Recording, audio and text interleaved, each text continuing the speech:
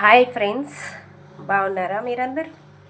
Fish fry చేస్తున్నానండి. Fish fry చేస్తున్నా. కొర్రమేనండి. హాలియాలో ఫ్రెష్గా ఉంటాయని మా మావయ్య మేము పోయి తెచ్చుకున్నామండి. నేనైతే ఫ్రై చేస్తున్నా. మా మావయ్య వాళ్ళు అయితే ఫ్రై చేస్తారంట, పచ్చడి పెడతారంట. ఆయన 3 kgs తీసుకుండు, మేము 1 kg తీసుకున్నాం.